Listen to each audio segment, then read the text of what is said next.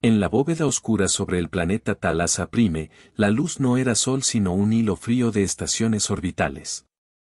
Una línea de plataformas suspendidas, remaches y antenas, una ciudad en la gravedad reducida con el aspecto de una iglesia hecha de acero.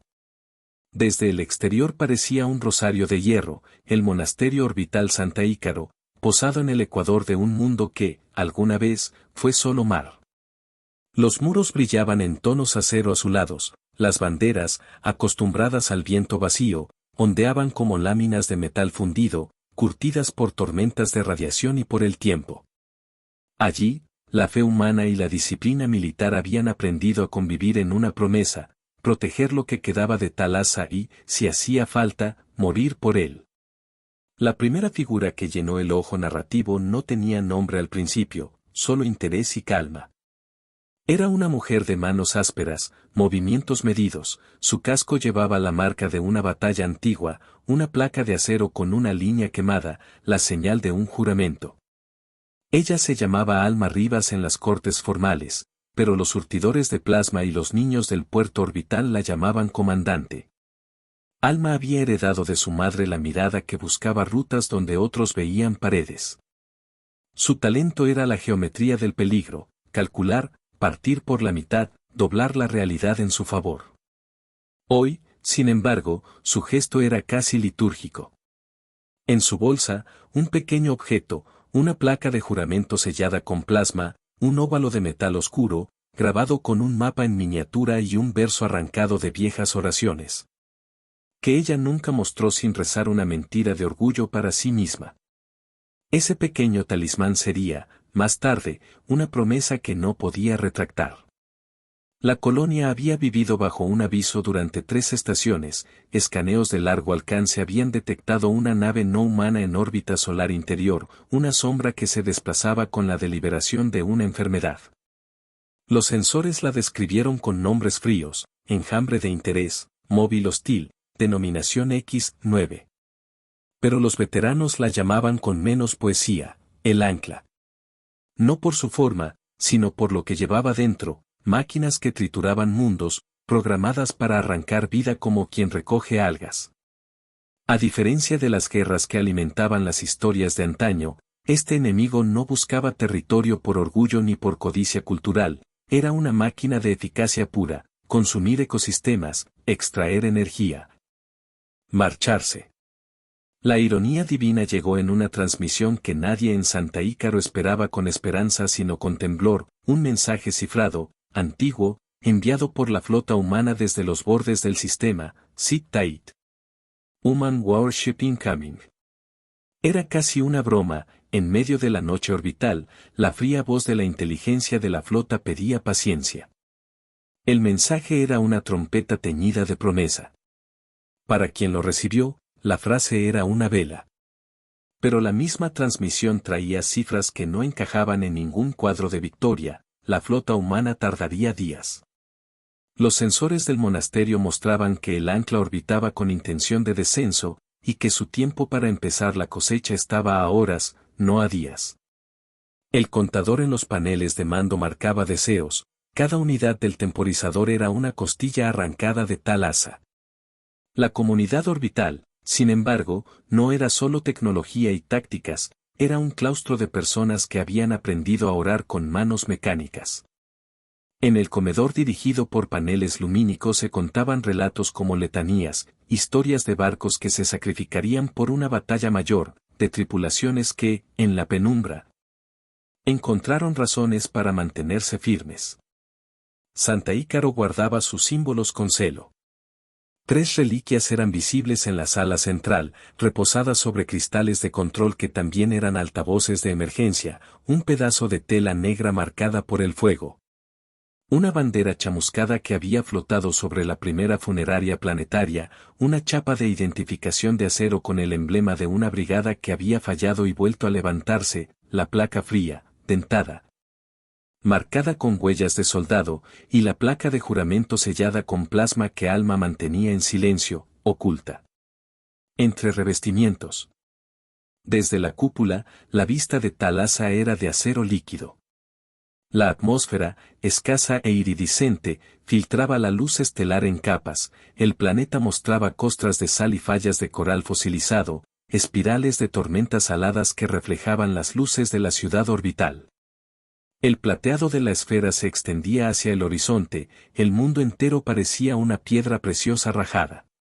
Las cámaras en órbita detectaban la sombra del ancla contra ese brillo, el preludio de algo que olía a final.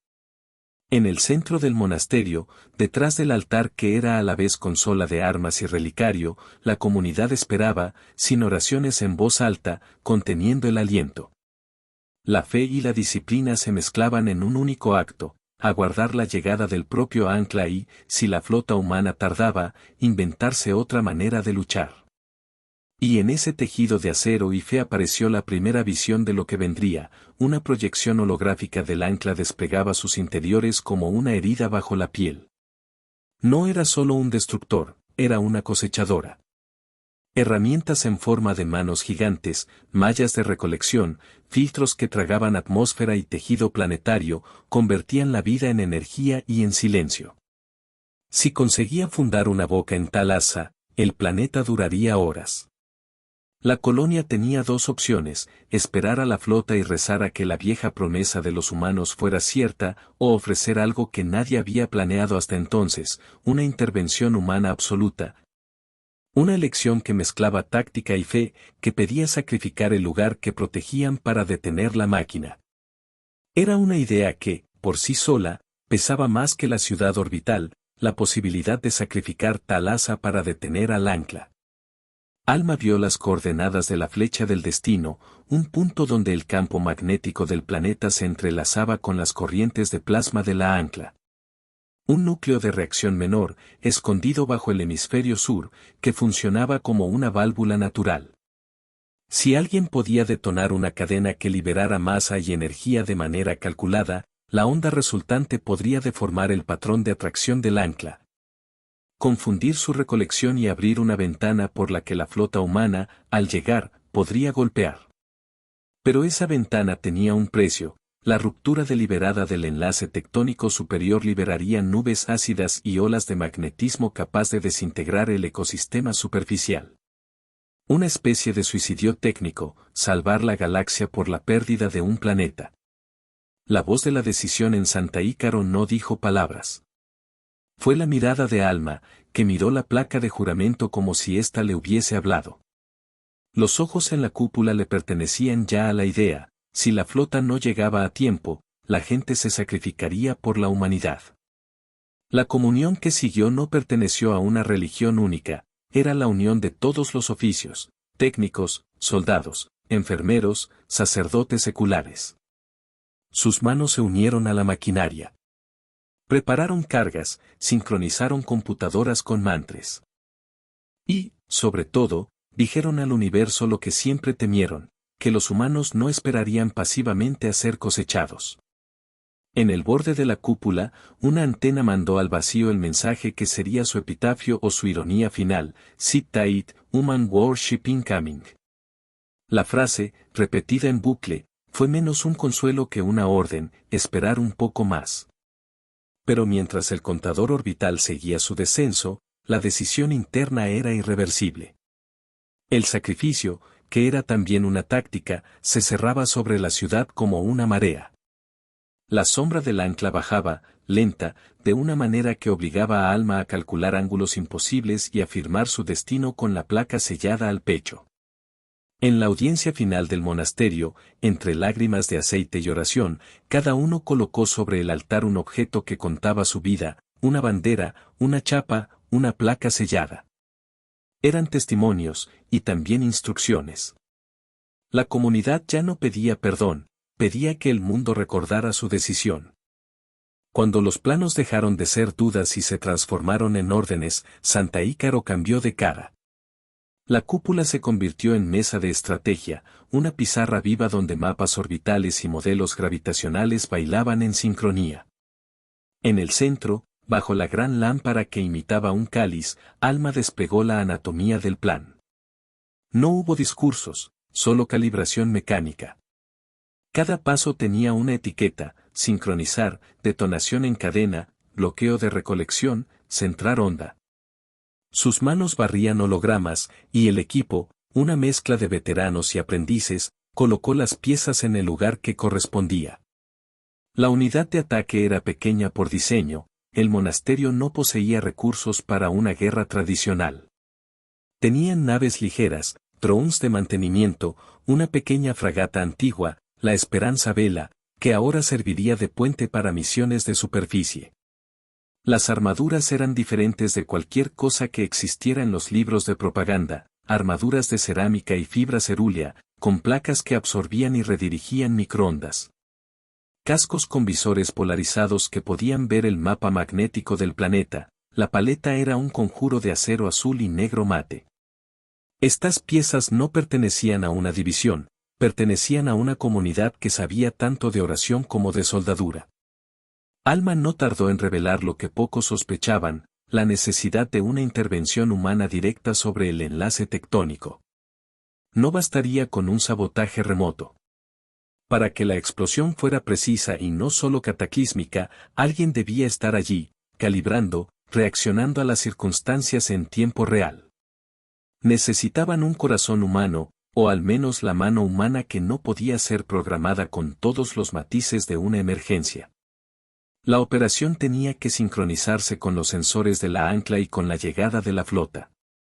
El margen de error era estrecho como una navaja, pero no imposible. Mientras se trenzaba la logística, Santa Ícaro se volcó a su repertorio de fe, no como superstición, sino como marco moral. En la capilla orbital, las placas de juramento fueron pasadas de mano en mano. Los sacerdotes, oficiales militares y religiosos en un mismo uniforme de trabajo, cortaron franjas de tela, tomaron trozos de metal, dedicaron símbolos. La bandera chamuscada fue preservada con una reverencia fría, y en su revés, se cosieron nombres de aquellos que no verían el amanecer. La placa de la brigada fue colocada en el pecho de uno de los jóvenes técnicos, como si la memoria del pasado pudiera dar coraje a la mano del presente. Uno por uno, la comunidad selló su participación con un gesto que no era audible pero sí visible, colocar sobre el altar un objeto simbólico y pasar por debajo de la placa de juramento, tocando la ranura con los dedos para prometer. Los preparativos incluyeron ingeniería de improvisación digna de la tradición humana. Drones de refuerzo fueron reprogramados para soportar las temperaturas que surgirían de la detonación. Generadores auxiliares fueron encadenados para formar un pulso magnético artificial. Los controles de la antigua fragata Esperanza Vela fueron reconectados como centro de mando improvisado. Soldadores y carpinteros, monjas y médicos, todos trabajaron en la misma urgencia medida. Alma organizó equipos, la mano sur, encargada de instalar los detonadores y guiar a los operadores en la superficie, la red central, responsable de mantener la secuencia de señales, y la guardia del ancla. Una unidad destinada a distraer a los recogedores enemigos con señales falsas y cenizas de calor. El enemigo era frío en su previsibilidad. Los sensores del monasterio mostraban movimientos regulares, los brazos del ancla se disponían para insertar rejillas, desplegar filtros. Las prioridades eran los valles de nutrientes, los océanos residuales, los bancos de biomasa. Santa Ícaro era valiosa no por su tamaño, sino por su ubicación, su orbital estabilizaba una línea de recolección que, si se tomaba, permitiría al ancla una corriente de datos para continuar recolecciones más abajo. Si Santa Ícaro caía, muchos otros mundos entraban en la lista. La operación que pensaban era, por tanto, más que local, era una maniobra para romper la cadena de la maquinaria enemiga. El sacrificio de Thalassa no solo salvaría ese planeta, podría desmantelar el ancla como un todo. El componente más sombrío del plan era personal. Se necesitaban voluntarios para bajar al núcleo y permanecer allí, reaccionando ante errores. La maquinaria del sacrificio tuvo un nombre informal, la plegaria del eje. Quien descendiera al punto crítico tendría que mantener en línea un conjunto dual, calibradores que requerían juicio humano y una secuencia de detonaciones que solo la presencia física podía conectar. La idea de una plegaria no era metáfora accidental, la misión sabía que el pensamiento humano, en sus resquicios más simples, podía actuar en formas que un algoritmo no podía predecir. La combinación de fe y táctica era el eje. Si el corazón humano permanecía firme, la onda resultante se comportaría como un pulso con memoria, alterando la sincronía del ancla. Hubo voluntarios sin ceremonia. Algunos eran veteranos, con placas de metal que evidenciaban antiguas cicatrices, otros, adolescentes que habían aprendido a soñar con la palabra legado. Entre ellos destacó un técnico llamado Milo Catri, manos con dedos largos, una cicatriz que cruzaba su sien como una seta.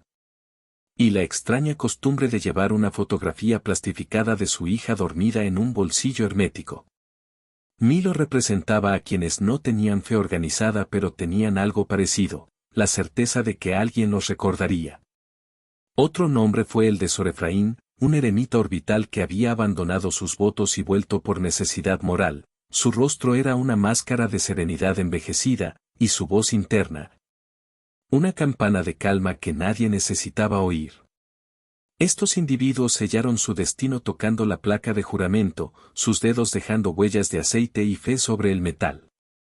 Las decisiones tácticas se complementaron con una estrategia de distracción, crear hologramas falsos de vectores de recolección, desplegar DACOUIs de plasma para atraer brazos recolectores, inundar el espacio cercano con firmas térmicas alteradas. La Esperanza Vela sería la carnada móvil, una figura que, al aproximarse, generaría la ilusión de una presa fácil mientras la red central ejecutaba la verdadera maniobra hacia el núcleo. Todo dependía de sincronía, de tiempos ajustados como los latidos de un corazón que se cierra. En la mesa de mando, la planilla de riesgos marcaba posibilidades demoledoras, la propagación de nubes tóxicas hacia los asentamientos subacuáticos. Fallas de corta duración que podrían dejar a miles sin atmósfera temporalmente, la posibilidad de que la onda no desorganizara el ancla sino que lo calibrara contra la nueva señal. Todas las filas del cuadro eran abrumadoras, y, sin embargo, eran aceptables. El silencio que precede a la acción es un animal que respira. En Santa Ícaro, ese silencio se llenó de rituales prácticos, la comunidad empaquetó fotos, selló cartas, volvió a leer nombres. Algunos realizaron actos íntimos, limpiar una placa, repasar una reliquia, dejar una semilla de corcho en la cámara de conservación. Las señales de la humanidad se convirtieron en parte del catálogo de supervivencia, una placa con el nombre de la ciudad, una chapa de acero con una historia. Una bandera chamuscada que se convertiría en testigos si todo fallaba. La sobriedad no era pura tristeza, era claridad. En las últimas horas, Alma recorrió a cada equipo, tocó cascos, sintió la vibración en la mano de quienes subían. No dio palabras, sus manos lo dijeron todo. Al cerrar el círculo, colocó la placa de juramento en el soporte central de la consola. Era un acto que no necesitaba espectadores, había porque siempre existieron rituales que convocaban la voluntad humana en la posibilidad de perderlo todo. El descenso fue una raya trazada en la oscuridad. Primero, pequeñas ondas, luego, brazos recolectores que rozaron la atmósfera con la delicadeza de hojas que raspan vidrio. El ancla se acercó con movimientos calculados, extendiendo sus redes como si fuera a cosechar un jardín. Santa Ícaro lanzó la primera cortina de ilusiones, destellos térmicos, firmas falsas. La guardia del ancla respondió con maniobras de señuelo, desplegando drones que explotaban en falsas plumas de vapor. Por un momento, la escena orbital se pareció a un tablero de guerra ancestral, los movimientos eran repetidos, comprobados. Pero las máquinas no sienten sorpresa, solo cálculo, y en ese cálculo, la humanidad halló un margen. La Esperanza Vela, convertida en señuelo, se acercó al perímetro del ancla. Sus turbinas crearon una estela que brilló en azul, sus transceptores emitían la señal de una presa. La maniobra funcionó. El ancla dirigió parte de su masa hacia el objetivo, liberando brazo tras brazo en un intento por atrapar lo que parecía obvio. Con la atención atraída, los brazos que habrían hecho el daño directo se desviaron, creando una abertura en la alta atmósfera. En ese instante, el equipo de Alma activó los impulsos magnéticos, pequeñas descargas que cortaban sensores y provocaban microvariaciones en los patrones gravitacionales. La red central, un enjambre de scripts y manos vivas, reescribió por segundos la forma en que el ancla entendía la superficie. Pero las máquinas se adaptan. En el tiempo que Alma calculó para la entrada del equipo de superficie, el ancla reconfiguró sus algoritmos para compensar. La mano sur descendió en cápsulas endurecidas, arpones que prometían descender en medio del tirón de la atmósfera. Milo y otros 2 técnicos sostuvieron la placa de juramento como un talismán, el metal en sus manos convertido en un peso de responsabilidad. El descenso fue una coreografía de turbulencia, las cápsulas penetraron nubes cargadas de químicos y sal, el ruido más cercano a un ulular cóncavo que pudiera describir la atmósfera. El visor mostró olas grisáceas y columnas de vapor que se levantaban como dedos. En la superficie, las instalaciones de Domo Sur, reliquias de la industria acuícola del planeta, ofrecían el acceso que necesitaban. Milo y su equipo no eran soldados de primera línea, eran artesanos del código, soldadores y navegantes de tuberías. Su tarea, instalar las cargas y adaptarlas a un núcleo que, a diferencia de una mina, estaba vivo y en movimiento. La primera explosión controlada fue una finta, una detonación pequeña y dirigida a desestabilizar sensores locales. Funcionó, pero abrió otro problema, generó una reacción en cadena imprevista. Las corrientes de magma salado se movieron con fluidez más allá de lo que los modelos predijeron, generando arcos de plasma que chispeaban entre las placas de coral fosilizado. Milo tuvo que improvisar, colocando un amortiguador con su propia mano cuando la herramienta de corte se derritió. Las lesiones fueron inevitables, pequeñas quemaduras y pérdidas de extremidad entre el equipo, pero ninguno retrocedió. Cada caída se transformó en una bendición técnica. La mano humana no se retiró cuando las máquinas faltaban. Mientras tanto, la red central jugaba con la mente mecánica del ancla. La interfaz del enemigo respondió con una escalada, brazos adicionales se desplegaron desde zonas ocultas y la estructura comenzó a emitir pulsos de recolección sincronizados. La tensión era más que técnica, era moral. La comunidad orbital, desde sus observatorios y sus consolas, vio cómo la operación en la superficie se oscurecía por datos contradictorios. La idea de una sola onda eficiente se diluía en la realidad de la fisiología planetaria. La posibilidad de un fallo catastrófico existía, una detonación mal medida podría desencadenar la ruptura de placas y la liberación de toxinas que recorrerían los corredores subacuáticos, matando colonias que llamaban a la protección de Santa Ícaro. Fue ahí donde la fe se mostró en carne viva. Sor Efraín, que había navegado entre consolas como un centinela, ofreció su propio acto de voluntad, permanecer en la sala de control del centro de detonación para hacer lo que los algoritmos no podían. Favorecer decisiones que dependieran de una convicción moral. Era menos un sacerdocio que una práctica de juicio. También Sor Efraín sufría del mismo ruido que Milo y los demás, la idea de perder a los suyos. Sin embargo, su presencia produjo un efecto tangible, los tiempos que él decidía, muchas veces contrarios a los algoritmos, mostraron una eficiencia que nadie pudo explicar con números. La promesa humana, ese ruido de subjetividad, causaba que la onda se comportara con una extraña imprevisibilidad, y esa imprevisibilidad, en la física del ancla, era una vulnerabilidad. La maniobra entró en su momento crítico cuando un brazo del ancla, más grande de lo detectado, embistió la Esperanza Vela. La fragata, convertida en balsa de señuelo, soportó el impacto con hercios y quejidos metálicos, desde la cúpula orbital se vieron incendios convertir la popa en una estrella. El impacto fue calculado, pero no inocuo. Los sensores informaban, la esperanza de la flota humana estaba a días, y la flota no habría llegado a tiempo si no hubiese una desviación mayor. Alma, en ese instante, tomó la decisión de activar la fase final de la plegaria del eje. La escena fue una coreografía terrible, liberar las cargas en una secuencia tan humana como un rezo. La detonación en cadena comenzó a transformarse en una sinfonía de metal y agua. Explosiones calibradas liberaron volúmenes de masa, creando una onda expansiva que desenredó la curva de atracción del ancla. Los brazos del enemigo, diseñados para patrones previsibles, lucharon con una nueva geometría. Pero la respuesta del ancla fue brutal. En un intento por recomponer su red, liberó un pulso electromagnético que barrió instalaciones no protegidas. La cúpula sintió el golpe, luces apagándose, sistemas de emergencia que tomaban el relevo, respiradores que trabajaban con baterías. Fue en ese preciso momento cuando la crudeza del sacrificio se hizo totalmente visible. La plegaria del eje, diseñada para alterar la sinfonía del ancla, exigía operadores sobre el punto de detonación final. Milo y otro técnico alcanzaron la cámara central. Al colocar la última carga, él sujetó la placa de juramento con una mano, como si buscara sostener su identidad ante la proximidad de una escala de destrucción. No había pánicos, solo el sonido metálico del cierre.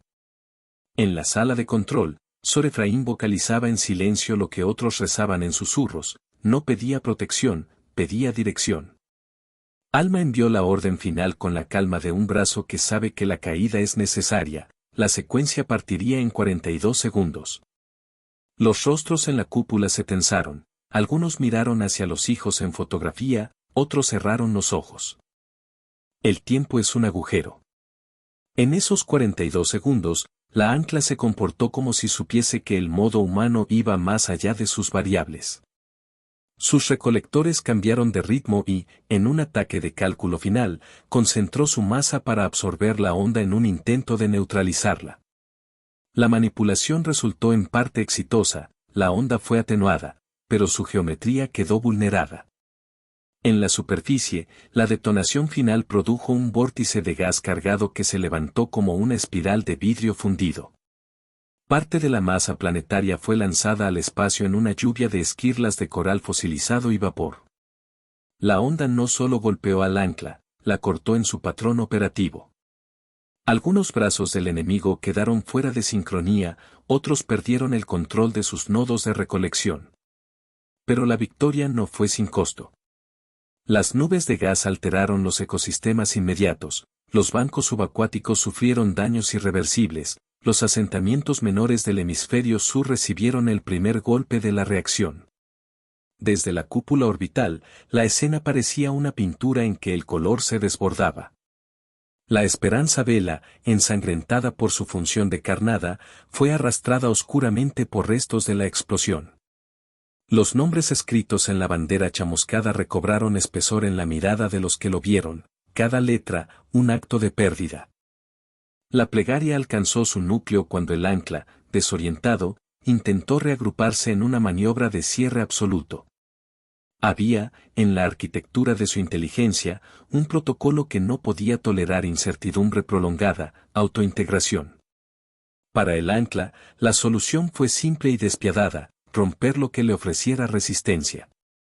Si un planeta se defendía, debía ser descartado mediante el recurso del aislamiento, sellar su campo magnético con una cubierta que lo despojara de recursos, dejando la vida a merced de la ruptura.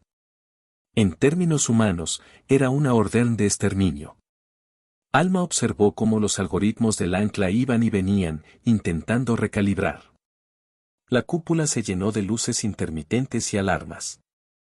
La red central elevó la apuesta, reorientar amplificadores para convertir la propia onda de detonación en un faro que, temporalmente, obligara al ancla a concentrar su masa en un único punto.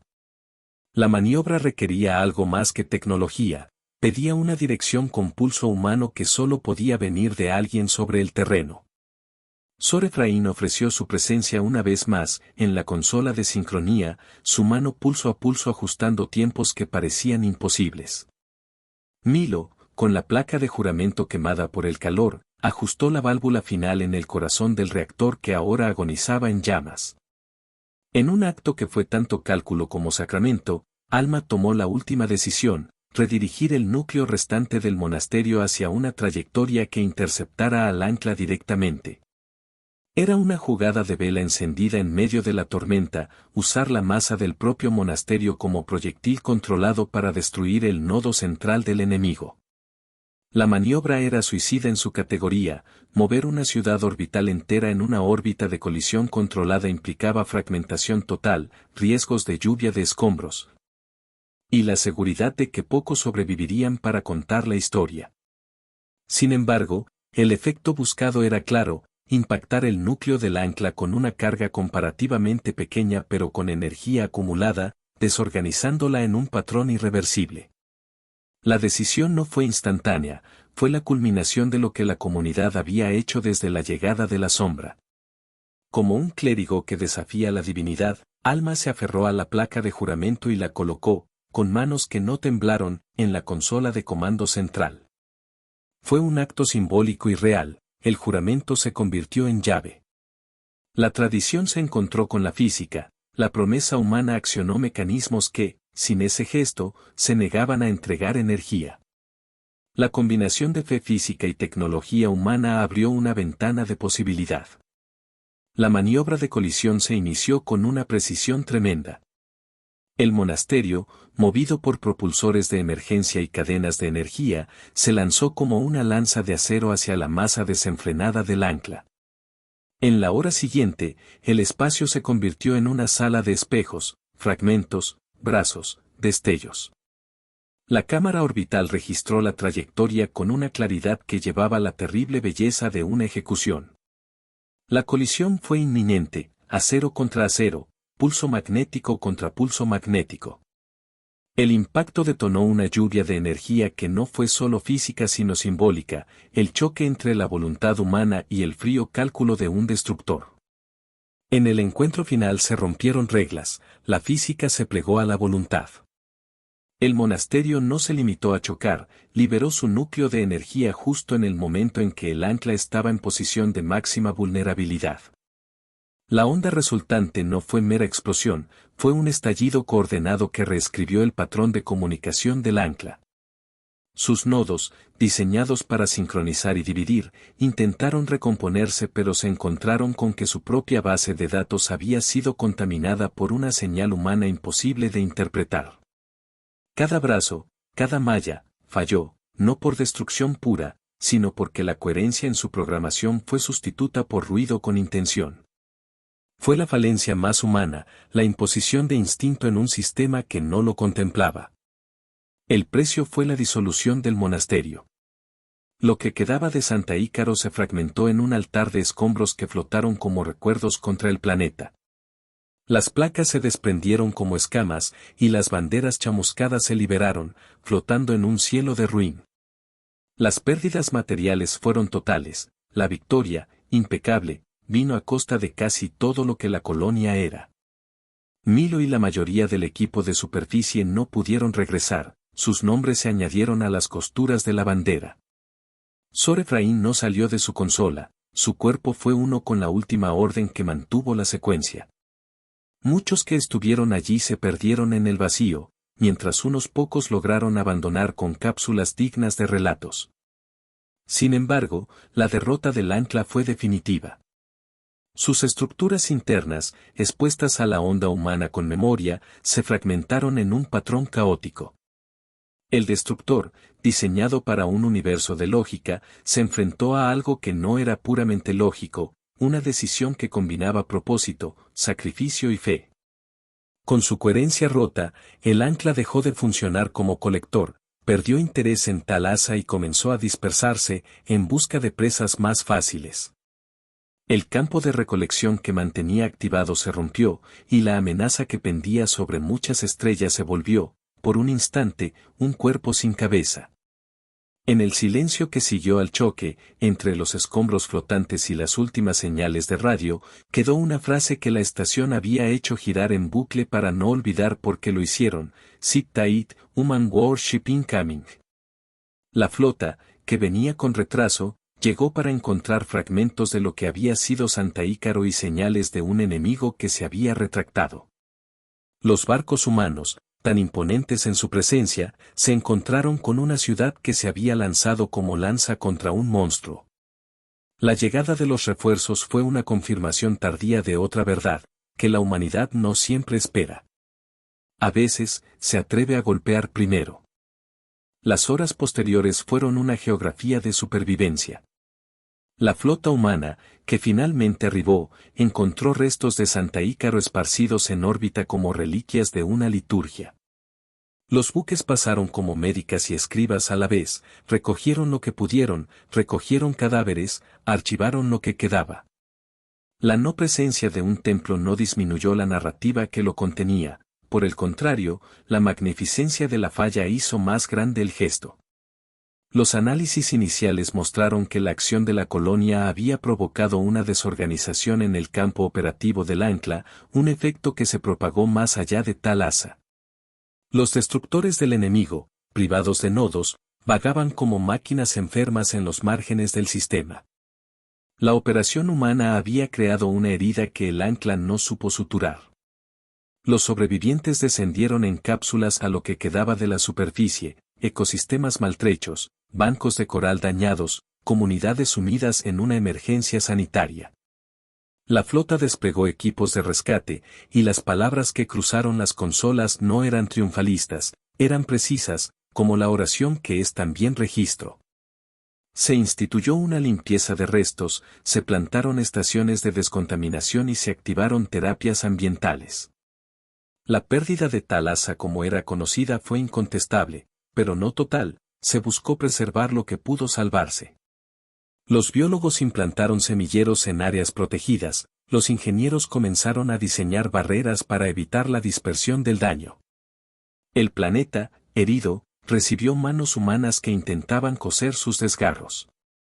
En el fondo, sin embargo, el triunfo más profundo fue intangible, la demostración de que la voluntad humana podía alterar una maquinaria que se creía infalible.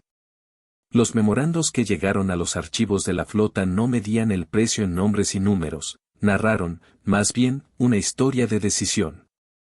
En el clímax de esa narración estaban los símbolos, la bandera chamuscada, ahora cuidada por la tripulación de la nave almirante, la chapa de la brigada, que recogió un joven que la encontró entre los escombros y la colocó en su pecho como un recordatorio, y la placa de juramento sellada con plasma, ahora emblema de una promesa cumplida. Estos objetos, recuperados con manos temblorosas, se convirtieron en reliquias de la nueva liturgia humana. La flota rindió homenaje en silencio. No hubo grandes celebraciones, hubo momentos de recogimiento y homenajes modestos. La bandera fue izada sobre un altar improvisado en la cubierta de un destructor, las chapas fueron colocadas en vitrinas. Y la placa de juramento fue colocada en la entrada del archivo central de la flota, no como trofeo, sino como advertencia y ejemplo. Los que habían sobrevivido llevaban en su mirada la marca de lo que habían visto, decoraciones metálicas manchadas por el fuego, rostros tallados por la pérdida, ojos que brillaban con una mezcla de ira y esperanza. La flota se convirtió en testigo de la audacia humana, y su informe fue claro, la humanidad no solo era capaz de luchar, era capaz de decidir entregando el todo por un bien mayor. El legado de Santa Ícaro pronto viajó más lejos que los informes técnicos. Las historias comenzaron a circular en apps de largo alcance, relatos sin ornamentos, relatos que contaban cómo una comunidad había decidido sacrificar su hogar para detener un motor que consumía mundos. Los niños en estaciones remotas aprendieron la historia como una parábola de decisión y responsabilidad. Algunos líderes vieron en ello un riesgo, el precedente de la autodestrucción podía ser usado como excusa. Otros, con menos cinismo, vieron una verdad simple, la humanidad había demostrado que su mezcla de fe y táctica podía romper cadenas que parecían elementales. La política, en los meses siguientes, osciló entre admiración y debate. Pero la historia, sin importar la lectura, quedó inscrita en la memoria colectiva. Los objetos simbólicos se distribuyeron con cuidado. La bandera chamuscada fue conservada como reliquia principal, los nombres cosidos en ella se volvieron epitafios ubicados en los muros de la nave almirante. La chapa de la brigada encontró su lugar en el pecho de un joven que decidió continuar la labor de la colonia, su decisión se convirtió en una promesa silenciosa. La placa de juramento sellada con plasma, el corazón de la operación, fue replicada y su patrón inscrito en otros cuartos de mando, como si la comunidad orbital hubiese entregado no solo su vida sino una metodología. La mezcla de ritual y táctica. Este suministro de artefactos no buscaba mitificar la pérdida, pretendía dotar a la humanidad de herramientas morales y técnicas para enfrentar amenazas que no se detienen por conveniencias políticas. La repercusión más íntima fue en quienes habían estado allí. Milo, que sobrevivió por el precio de pérdidas físicas, perdió dedos y parte de la visión periférica, pero no la memoria. Sostuvo la fotografía de su hija y la depositó en el archivo humano como un testimonio de por qué las personas hacen lo que hacen. Sor Efraín fue recordado no por sermones, sino por la calma con la que ajustó tiempos que salvaguardaron a miles. Alma, que había liderado la decisión suprema, encontró sus manos vacías de la placa que había ofrecido. No buscó honores. Su tarea más simple fue acompañar a los restos del monasterio, registrar los nombres, leer las firmas en la bandera chamuscada. La comunidad que se reinventó después de Santa Ícaro se volvió una fraternidad que no necesitaba templos, su liturgia era la reconstrucción. Donde hubo escombros aparecieron talleres, donde hubo silencio, una red de voces. Con el tiempo, Thalassa empezó un lento proceso de recuperación. La reparación no fue completa, muchas especies se perdieron, bancos de coral que habían tardado eones en formarse no regresarían. Pero la restauración científica fue intensa, laboratorios flotaron en trampas artificiales, las corrientes se dirigieron mediante barreras, y la vida que sobrevivió fue protegida mediante jardines de recuperación. La flota implementó protocolos para detectar futuras anclas en fases más tempranas, y la cooperación entre colonias aumentó, no por ley sino por memoria viviente. La valentía de Santa Ícaro se transformó en un precedente operativo, la humanidad aprendió a conjuntar ritual y cálculo, a convertir juramentos en llaves. La placa de juramento sellada con plasma inspiró un símbolo que fue inscrito en nuevas consolas, un recuerdo de que la fe y la táctica pueden entrelazarse sin caer en fanatismos ni en frialdad. Las historias que contaban los supervivientes, con sus voces comprimidas en la templanza de quien sabe que algo fue ganado y algo irreemplazable perdido, terminaron con escenas sencillas, la bandera guardada en un altar, la chapa en un pecho que ahora lideraba, la placa en un archivo público. Sus relatos narraron un componente que ninguna máquina pudo entender, la manera en que la humanidad convoca su decisión en un instante donde la razón encuentra su límite y la elección moral exige acción. Fueron relatos que no pedían glorificación ni perdón, pedían memoria. En los meses siguientes, la flota descubrió que lo logrado tenía efecto más allá de Thalassa. Los patrones de caza del ancla se truncaron, sus nodos dispersos, su apetito reducido. En los sistemas vecinos, colonias que hubieran sido marcadas para extracción fueron, por ahora, dejadas en paz. La maniobra de Santa Ícaro había roto algo de la mecánica enemiga, la certeza de que los mundos eran presas pasivas. Esa fractura abrió tiempo para que la alianza humana reorganizara sus defensas y desarrollara tácticas nuevas. En los cuarteles de mando de la flota, el informe de Santa Ícaro se convirtió en materia de entrenamiento, estudiar la mezcla de propósito humano y táctica como un algoritmo de resistencia. Cuando las futuras generaciones narraron la historia, no la adornaron con heroísmo vacío. Relataron la decisión con una mezcla de ironía divina y cálculo humano. Hubo también críticas, ¿por qué sacrificar un planeta contra una opción de retirada, si la flota no hubiera sido enviada tan tarde? Pero la narrativa más potente fue otra, la comprensión de que, cuando la máquina se enfrenta a la fe y la táctica humanas combinadas, la máquina encuentra un código que la desconcierta. La memoria de Santa Ícaro se volvió un manual y un poema de advertencia, la humanidad puede ser implacable en su cuidado y sacrificial en su valentía. La placa de juramento sellada, la bandera chamuscada, la chapa de la brigada fueron conservadas, no como reliquias de derrota sino como emblemas que dicen, hubo una vez una comunidad que no esperó a ser cosechada. En los murales de la flota y en las paredes de los hábitats nuevos se escribieron versos cortos, repetidos en ceremonias menores, que las manos humanas pueden elegir y que la elección puede redirigir destinos. Los relojes guardaron la fecha de la colisión, los nombres de quienes cayeron se recitaron en actos que no buscaban consumo emocional, sino memoria. Y cuando el humo se disipó, solo la fe seguía en pie. Vinieron por un planeta, pero encontraron a la fe humana encendida.